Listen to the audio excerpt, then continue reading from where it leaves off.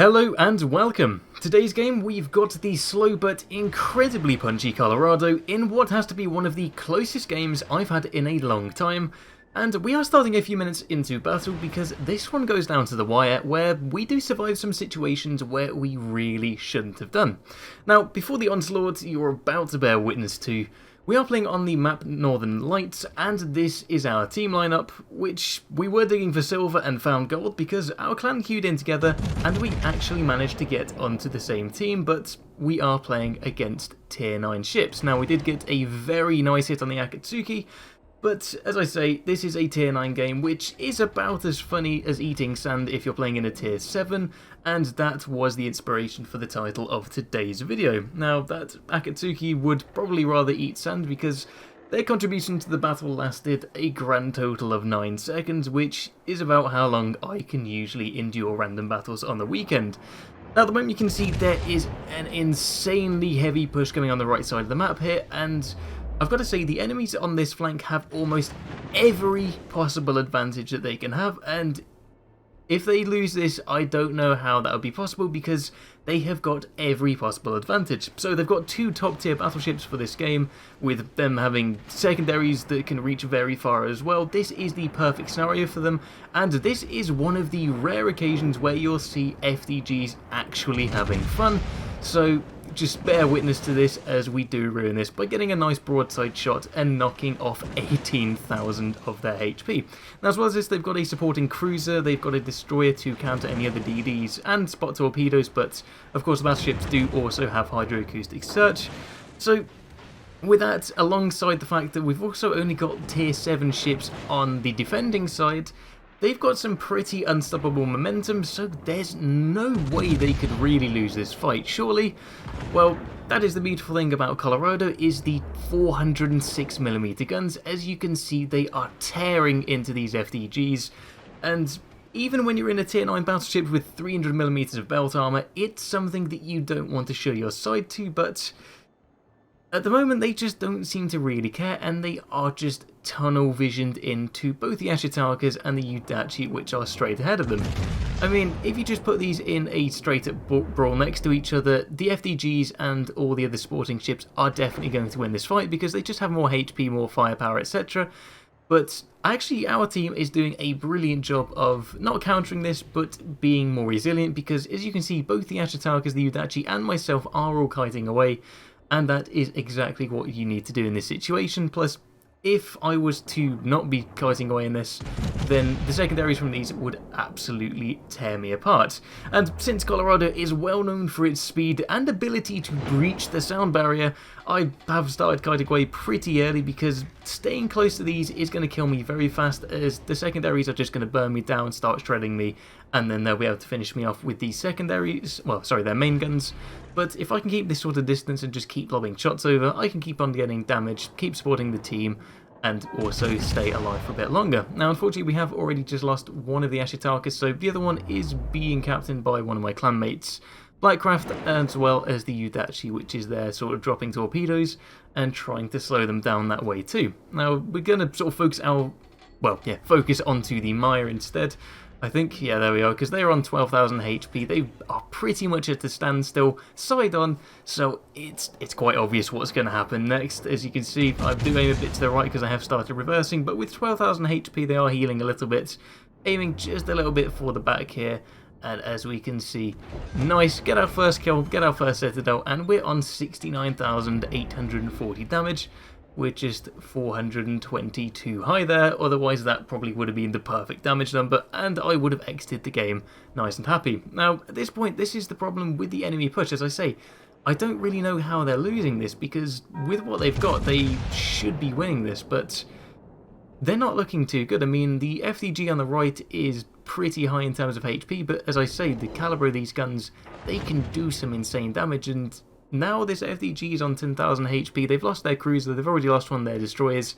The only other one is the Jervis, but they're going to have to get quite close to the Udachi, and I'm assuming that's not happening at the moment. So we have actually managed to take out the first ship, but then at the same time we do now have the FDG getting quite close, and you can see already at this range their secondaries have started firing on us, already getting hit. So if we hadn't started kiting earlier, you can see what would happen. We'd be pretty much dead at this point because they'd just be getting a bunch of hits on us. Now, unfortunately, the Udachi has actually been spotted here, so they are taking a monumental amount of damage from that FDG, but at this point they are the only one left on this flank, so it's just the FDG and the Jervis here. So at this point they do really need to start heading back because they have got absolutely no friendlies, but as they've been doing the entirety of the battle, they are providing me with even more side, and since they're aiming their guns at me, I'm thinking, well, I don't really want to take damage back from them, so I start going stern on them. I mean, at this point I'm like, okay, I'll try and get another shot in because our guns have nearly reloaded again, but even so, you can see they're just not turning away from their side. It is completely flat, allowing us to get insane amounts of damage, and I think if I was in this guy's position at the moment, I would wait until I'd actually fired. I mean, I'd be like, sort of turning towards myself, and then once I'd actually fired, then like that's when I start turning back towards, say, down the 9 and 10 line, because I can then get some support probably from my teammates whilst not taking so much damage to the point where we've already lost half of it, which is the situation that they're in now. I mean, they are starting to angle a tiny bit, but even so, it is pretty much flat as they are now going against our Shiritsuyu, as well as our friendly Flint, but they do have a very small amount of HP. We managed to lob another salvo on, and again, we get just under 14,000 damage, bringing our total up to 129,000, which is quite good. As I say, this is still a tier 9 game, and it definitely gets a lot worse before it gets better in this game, as you are about to see. Now, the FDG does manage to knock out the Shiritsuyu before actually going down themselves there. As you can see, they are on 15,000 HP, just constantly taking damage from the Flint. And if you did notice, there were also some torpedoes on their way, and they have just taken it, and my teammate did confirm the kill. Unfortunately, the Flint is now only on 470 HP, so they have got maximum adrenaline rush at the moment, so they just cannot be spotted by anything and need to stay safe.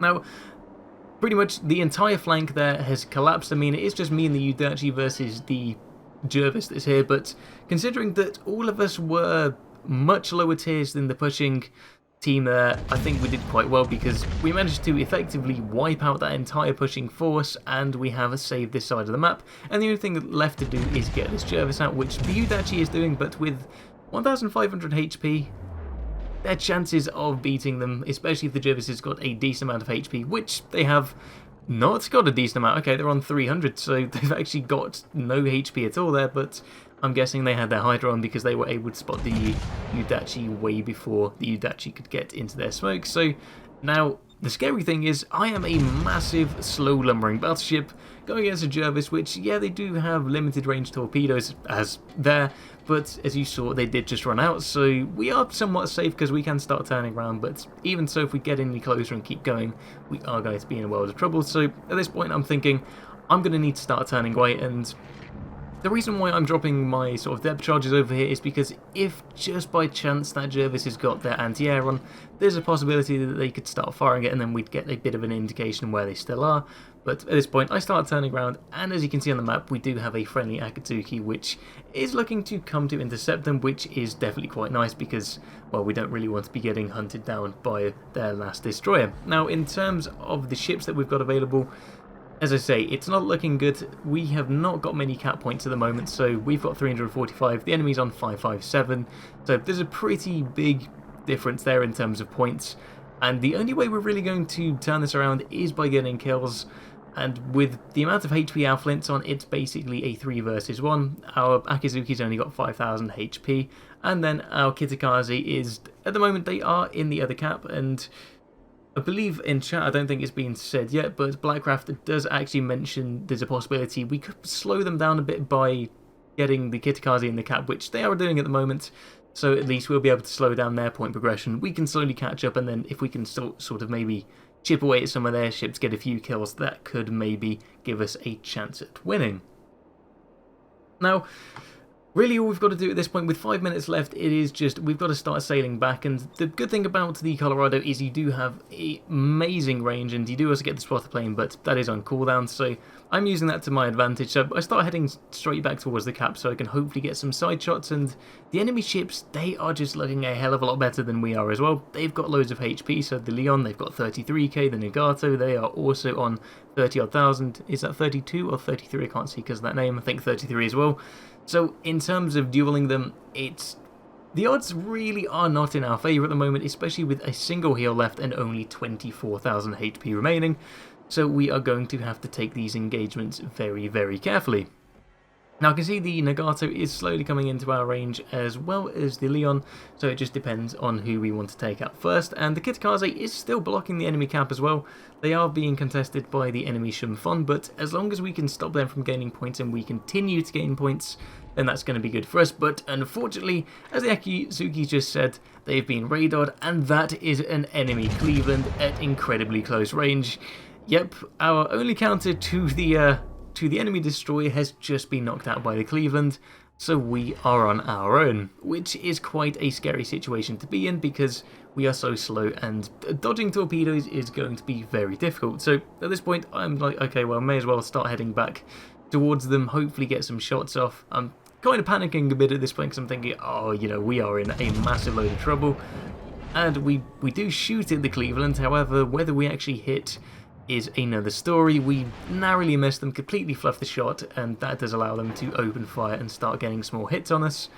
And there we go, they just managed to get another 5,000 damage, which at this point in the battle is damage we cannot be taking. So as our guns reload again, we need to make sure that we do not miss. So I do give it a bit more lead, as they did seem to go a bit short before. Get those shots over, 9,000 HP, and we do manage to confirm that kill. Get a Citadel and a strike team as well for our division, and I turn my attention towards the Nagato, who is about, well, yeah, they're not too far away, but in terms of the Colorado, that doesn't really matter because the guns on this thing, I've got to say, are frankly amazing, and some of my recent games in it, they've been really consistent in terms of how much damage we've been able to just get every single game, well over 100k. I mean, I'll stick some screenshots in a second after we follow these shells. They do just get onto the nose there, do a nice 9,000 damage as we get 2 penetrations and 2 overpens, but I'll stick some screenshots on screen now just so you can see. These are some of the games I've had recently, so it's definitely a really consistent ship as well, and something I've only recently started playing, and I've got to say I really am enjoying it. Now, thankfully for us, the Nagato is firing high explosive, but our damage control is on cooldown, so if they get a fire that could be problematic, but because it's not AP, then we won't be taking as much damage, so we only take 3k, but still, it's quite scary when they've got 20,000 HP, well, 7,000 now, again, a nice 13,000 damage there, and we've only got 6, plus we've got an Ashitaka, which is probably going to be getting into, we're going to be getting into their firing range quite soon, so again, we do need to be quite careful. With 7,000 HP left, and they are just behind the island, thankfully the Kitakaze is keeping them spotted, whilst I've got to say they have done a really good job there, because the Shumfon is dead now, and they're still stopping that cap from being blocked, and oh, torpedoes. The Jervis is in our cap, I did fail to mention that actually, meaning they have actually managed to get past us, and it is just between me and the Flint to get rid of this, but at the same time, with 6,000 HP and this Nagato firing at us, we were a lot more focused on that. Managed to confirm the kill there, and we do get the points a lot closer to victory. Unfortunately though, with the Jervis in our friendly cap, that means that we're no longer generating points either, so we are in a very scary situation. Now, of course, my monkey brain sees big number in damage. I see a side Ashitaka, I think I've got to take that. I'm already on 170k, let's get some more, but then I do have a lot of screaming at me in the Discord to stop shooting because I am being fired from in the smoke by the Jervis, and a couple of seconds of that are probably going to knock me out. And speaking of getting knocked out, if those shells were probably just a few meters lower there, that would have been the end of our game as well. They probably would have armed, gotten into our belt or something, and we would have been dead, and that immediately would have sealed the fate of the game. Thankfully, we are okay. We do load some high explosive as well, just in case the Jervis is stupid enough to show themselves, and we start turning to the right to where they possibly could be, and really just so we can dodge some shells and hopefully, well, yeah, we can stay alive, because if you're looking at the point at the moment, it's still, there are 43 seconds left. The Kitakaze manages to get torpedoes onto the Leon, giving us the advantage, taking points away from the enemy, literally just with now 30 seconds left. The tables have just turned, and we just need to stay alive. Now, the smoke has just appeared to our right there, so the Jervis is thinking, oh no, I need to knock out this Colorado, because they've just gone from having an immensely sort of large win there. As you can see, the torpedoes coming, and then we do manage to torpedo beat that very, very slowly, get a fire damage control that, but they had such an easy win, and that has just been ripped from their hands. 7 seconds to go. We do try and fire, possibly get a Kraken here. Unfortunately, the Jervis has moved to the left, but that is game. Now, we will quickly take a look at the end result screen, and as I say, it's possibly one of the closest games we've ever had, and that's actually the most damage I've ever done at tier 7 too. So we managed to get 177,000 damage, got the Strike Team Confederates, the Dreadnought and the High Caliber award there, as well as the 4 kills. It would have been nice to get the Kraken, but even so, I'm just happy we managed to clutch that win. As for the team score, a nice 2,362 base XP, and the rest of our team also did well, complemented the other good players there too. And then a quick look at the detailed report just to see where the damage actually went, but that does bring us to the end of the video. So if you enjoyed this, you may also want to see me trying out the new Kansas with an insanely quick acceleration.